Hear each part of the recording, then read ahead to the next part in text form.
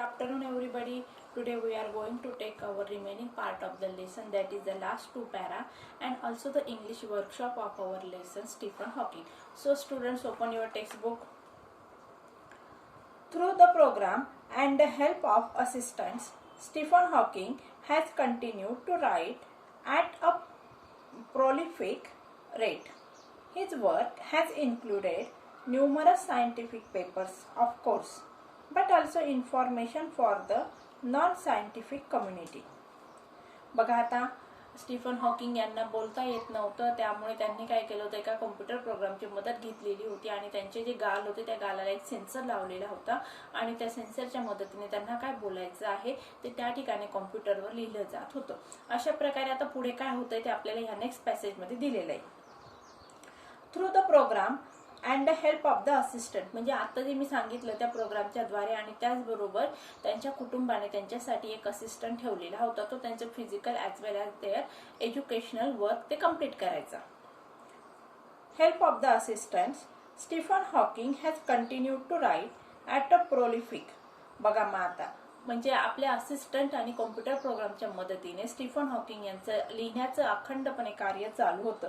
आता या ठिकाणी राईट ॲट अ प्रोलिफिक, प्रोलिफिकचा मीनिंग आहे an instrument that create the sounds electronically. मी मागच्या लेक्चरमध्ये सांगितलं होतं की स्टीफन हॉकिंग यांना बोलता येत नव्हतं आणि त्यांच्या गालाला ते एक सेन्सर लावले, त्या सेन्सरच्या मदतीने म्हणजे त्यांना काय बोलायचं आहे ते शब्द कॉम्प्युटरच्या स्क्रीनवर टाईप व्हायचे आणि त्यानंतर त्या शब्दांचं रूपांतर आवाजामध्ये व्हायचं आणि त्याद्वारे मग त्यांचं लिखाणाचं कार्य कंप्लीट होत असे. His work has included numerous scientific papers.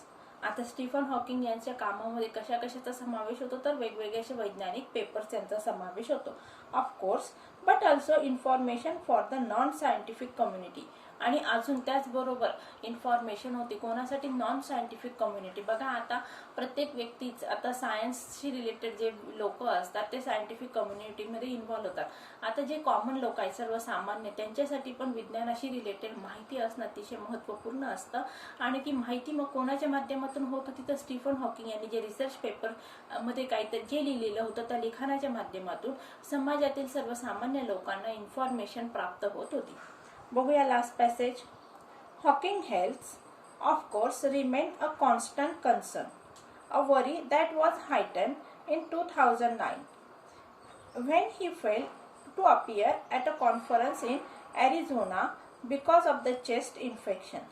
In April, Hawking, who has already announced he was retiring after 30 years from the post of Lucian Professor of Mathematics at Cambridge, was rushed to the hospital for being what university officials described as gravely ill. It was later announced that he was expected to make a full recovery. बघा आता शेवटच्या पॅसेजमध्ये Stephen Hawking यांचं फक्त आजारपण उत्तरोत्तर कसं वाढलेलं आहे त्याबद्दलची इन्फॉर्मेशन दिलेली आहे. Hawking's health of course remains a constant concern. आता हॉकिंग यांची जी तब्येत होती किंवा त्यांच्या हेल्थशी निगडीत जे प्रॉब्लेम होते ते कुठेही थांबणार होते का नाही, तर ते प्रॉब्लेम्समध्ये दिवसेंदिवस वाढच होत जाणार होती आणि त्या प्रॉब्लेम्सवर सोल्युशन स्टीफन हॉकिंग यांनी शोधून काढलेलं होतं. परंतु बघा या ठिकाणी आपण आपल्या दोघी पायांच्या साहाय्याने व्यवस्थित चालणे आणि काठी घेऊन कशात किंवा कोणाची मदत घेऊन चालणे यामध्ये जमीन आसमानचा फरक असतो. तशीच परिस्थिती या ठिकाणी स्टीफन हॉकिंग यांची झालेली होती. अ वरी दॅट वॉज हायटन इन 2009. आता बघा 2009 मध्ये त्यांचे जे शारीरिक प्रॉब्लेम होते, तब्येतीशी रिलेटेड जे प्रॉब्लेम होते त्या प्रॉब्लेम्समध्ये दिवसेंदिवस वाढ होत गेली आणि 2009 या सालामध्ये काय झालेलं आहे, ते प्रॉब्लेम जास्तीत जास्त वाढलेले आहेत. When he failed to appear at a conference in Arizona. आता त्या ठिकाणी म्हणजे एवढी त्यांची कंडिशन खराब असताना सुद्धा स्टीफन हॉकिंग वेगवेगळ्या प्रकारचे कॉन्फरन्स अटेंड करत होते. परंतु त्यांच्या दुर्दैवाने म्हणा किंवा त्यांच्या तब्येतीमुळे म्हणा स्टीफन हॉकिंग 2009 मध्ये ॲरिझोना या ठिकाणी ती कॉन्फरन्स होती, ती कॉन्फरन्स अटेंड करू शकले नाही. कारण का, त्यांचा प्रॉब्लेम होता, शारीरिक प्रॉब्लेम कुठला होता, चेस्टमध्ये इन्फेक्शन झालेलं होतं, छातीमध्ये त्यांना इन्फेक्शन झालेलं होतं. In April, Hawking, who had already announced he was retiring after 30 years from the post of Lucian Professor of Mathematics at Cambridge. आता बघा या ठिकाणी एप्रिल महिन्यामध्ये मग स्टीफन हॉकिंग 2009च्या एप्रिल महिन्यामध्ये स्टीफन हॉकिंग यांनी काय केलेलं आहे, अनाऊन्स केलेलं आहे. Had already announce, past perfect tense आहे तो. काय अनाऊन्स केलं बघा, he was retiring after 30 years. 30 वर्षाची त्यांनी जी अखंड सेवा दिलेली होती. कुठल्या पोस्टसाठी बघा, post of Lucian professor. Lucian professor या अशी जी त्यांची पोस्ट होती आणि कुठल्या विषयाशी रिलेटेड प्रोफेसर होते ते तर मॅथमॅटिक्समध्ये, आणि कुठल्या विद्यापीठात तर केम्ब्रिजमध्ये. Was rush to the hospital, आणि त्यानंतर मग त्यांना लगेच हॉस्पिटलमध्ये ऍडमिट करण्यात आलेलं आहे. For being what the university official describe as gravely ill. आणि त्यावेळी त्यांचं डिस्क्रिप्शन म्हणजे ते कशा प्रकारे ते रिटायर झालेले आहेत आणि का रिटायर झाले, की ते म्हणजे प्रचंड प्रमाणात त्यांना आता शारीरिक त्रास होत आहे किंवा ते भयंकर आजारी आहेत आपल्या भाषेमध्ये, आणि त्यावेळी त्यांना हॉस्पिटलमध्ये ऍडमिट करण्यात आलं आणि त्यानंतर त्यांनी त्यांच्या पोस्टवरून राजीनामा दिलेला आहे. It was later announced that he was expected to make a full recovery. आणि त्यानंतर अनाऊन्स करण्यात आलेले किंवा डिक्लेअर करण्यात आले की आता त्यांना पूर्ण रिकव्हरीची गरज आहे किंवा त्यांची तब्येत पूर्ण बरी झाल्यानंतर ते त्या ठिकाणी पुन्हा कार्य करू शकतील, किंवा डॉक्टरांनी त्या ठिकाणी अनाऊन्स केले की स्टीफन हॉकिंग यांनी आता त्यांच्या कामातून थोडा वेळ ब्रेक घेतला पाहिजे आणि तब्येतीकडे लक्ष दिलं पाहिजे. अशा प्रकारे बघा विद्यार्थ्यांनो, आजच्या या लेसनमध्ये आपण स्टीफन हॉकिंग यांचं पूर्णतः कार्य बघितलेलं आहे. या ठिकाणी आपल्याला या एक महान अशा वैज्ञानिकाचं चरित्र अभ्यासण्यासाठी एक लेसन हा अतिशय कमी पडतो, कारण या ठिकाणी आपल्याला फक्त थोडक्यामध्ये त्यांनी जे काही कार्य केलेलं आहे त्याची माहिती दिलेली आहे. आता तुमच्या मनात जर स्टीफन हॉकिंग यांच्याबद्दल जाणून घेण्याची इच्छा असेल तर त्यांच्याशी रिलेटेड त्यांचं आत्मचरित्र तुम्ही वाचू शकतात. या ठिकाणी तुम्हाला स्टीफन हॉकिंग यांची पूर्णतः करिअर, त्यांचं आयुष्य, त्यांच्याशी रिलेटेड हेल्थशी रिलेटेड प्रॉब्लेम आणि त्यांनी त्या प्रॉब्लेम्सवर कशा प्रकारे मात केलेली याच्याबद्दलची पूर्ण माहिती तुम्हाला त्या पुस्तकामध्ये मिळणार. चला आता आपल्याला इंग्लिश वर्कशॉप घ्यायचा आहे. English workshop, observe the time and search the occurrence according to it and prepare a chart. आता या ठिकाणी बघा विद्यार्थ्यांनो, हे जे वर्कशॉप असतं या ठिकाणी तुम्हाला वर्कशॉपचे प्रश्न हे तुमच्या टेक्स्टशी किंवा पॅसेजशी रिलेटेड असतात, ते तुम्ही स्वतः सॉल्व्ह करणं मला अपेक्षित आहे. परंतु या ठिकाणी मी तुम्हाला काही उत्तरं सांगत आहे ते तुम्ही वहीमध्ये नोट डाऊन करायचे आहेत. आता या ठिकाणी बघा, जानेवारी 1948 मध्ये काय झालेलं आहे बघा. पहिला जो प्रश्न आहे, observe the time line and search the occurrence according to it, prepare a chart.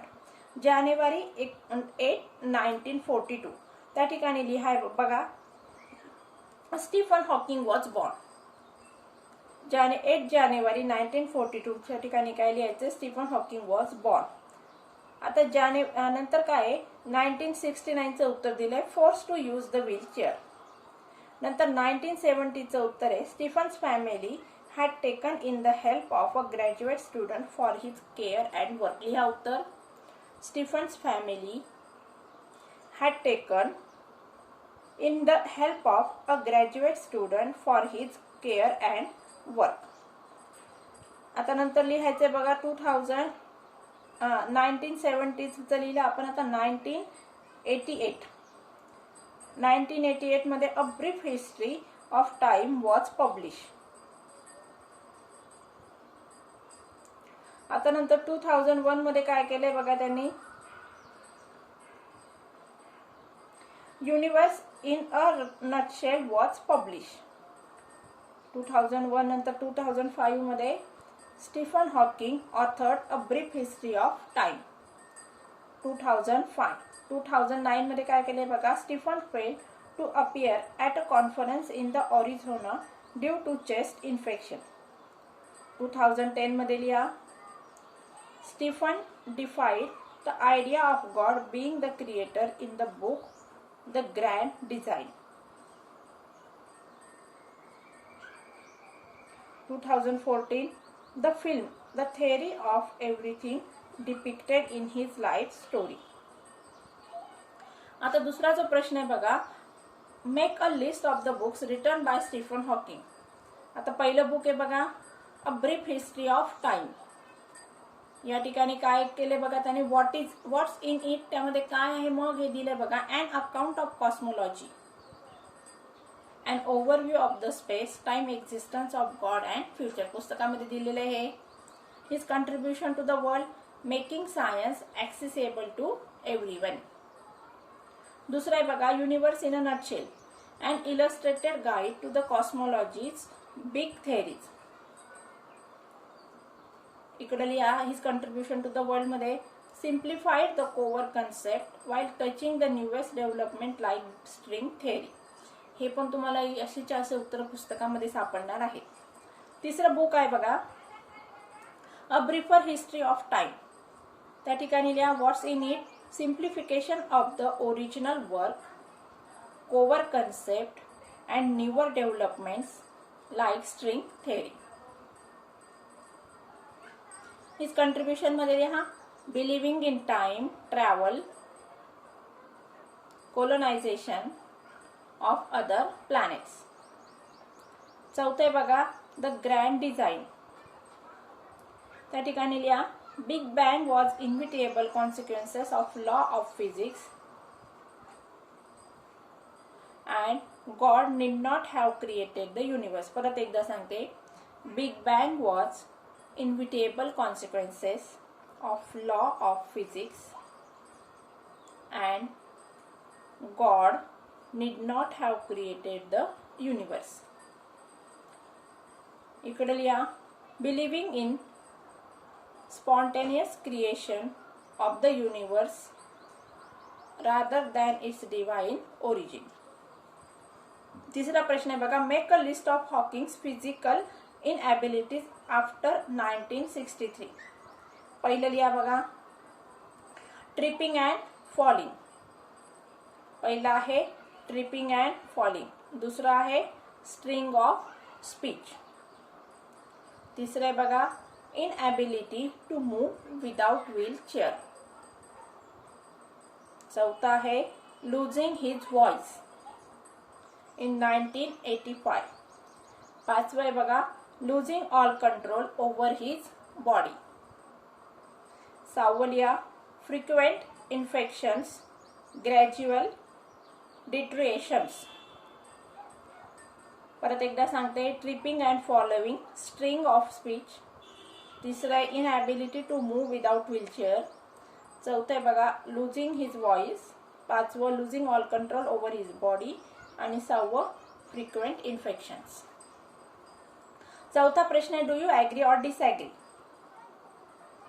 आता या ठिकाणी बघा Stephen Hawking was diagnose with Alzheimer's disease. Disagree, त्यांना दुसरा डिसीज झाला होता, लू गेरिंग झालेला होता.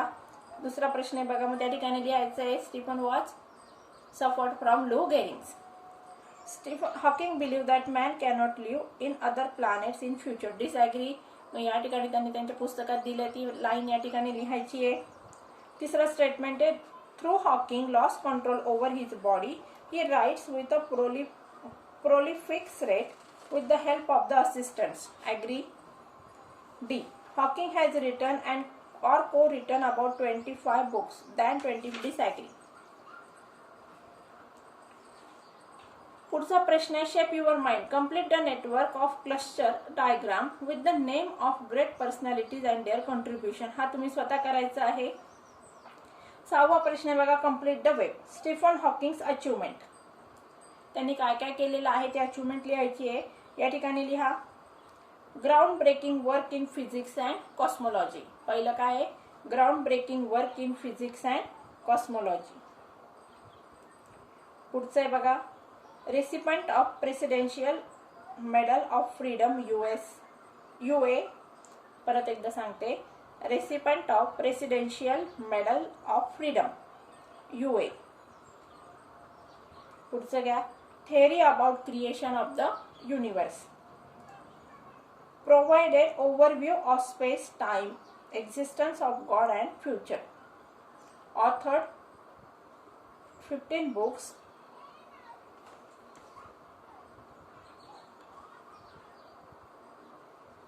आता या ठिकाणी सातवा प्रश्न मी तुम्हाला तुमच्या होमवर्क साठी देणार आहे आणि नंतर मग आपल्याला बाकीचे करून घ्यायचे. आता या ठिकाणी आठवा प्रश्न आहे तो पण तुम्ही होमवर्क साठी केला तर बरं होईल. फक्त मी त्याचा क्रम तुम्हाला सांगते DBAEC क्रम काय बघा त्याचा प्रॉपरली लिहून घ्या. Arrange the following incidents in a proper sequence मध्ये क्रम लिहा. DBAEC DBAEC C. लिहिलं सगळ्यांनी. 9वा प्रश्न आहे बघा. Fill in the blanks with the proper form of the verbs as per the subject. Mother cooks good meal. त्या ठिकाणी काय लावायचं? यस लावायचं आहे. लिहा mother cooks good meal. Mother and her daughter cook a good meal. Second याच्यात cook a good meal. The rise and fall of the empire is recorded in the history. Empire first हे empire हे काय singular आहे म्हणून त्या ठिकाणी is हे आपण वर्ब घेतलेला आहे, singular verb. Neither Ritesh nor Alok plays well. पुढचं 5वं. Either of the two is guilty. 6वं बघा. Everyone makes mistakes. That news is publish today. News एकच पर्सन आहे म्हणून त्याच्यासाठी सिंग्युलर वर्ब घेतलेला आहे. 8 lakh rupees was a big amount. 9वा आहे बघा. The committee has approved of it. Has approved. The cost of all goods has risen. 10वा प्रश्न आहे बघा. From the following sentences underline the nouns and encircle their determiners that specify the noun in a noun phrase. He lost his voice for good. His voice. Possessive pronoun. कुठलं pronoun येते? possessive pronoun आहे. 15 books. Quantifier येते. 3 books. परत काय आहे? Quantifier आहे. Number काय करत आहे? पॉइंट आउट करत आहे. A few events. A article आहे. आर्टिकल लिहू शकता तुम्ही त्या ठिकाणी. किंवा क्वांटिफायर्स नंबर पॉइंट आउट करण्याचा प्रयत्न केलेला आहे. That dream. Demonstrative pronoun. काय लिहायचं त्या ठिकाणी? डेमॉन्स्ट्रेटिव्ह.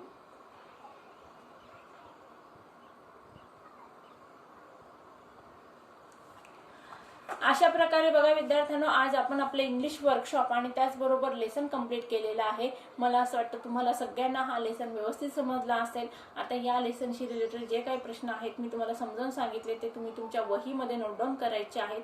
आणि येणाऱ्या नेक्स्ट लेक्चरमध्ये आपल्याला नेक्स्ट लेसन कंप्लीट करायचा आहे. तोपर्यंत तुम्ही तो पुढचा लेसन वाचून ठेवायचा आहे. So students, I hope all of you understand this lesson very better.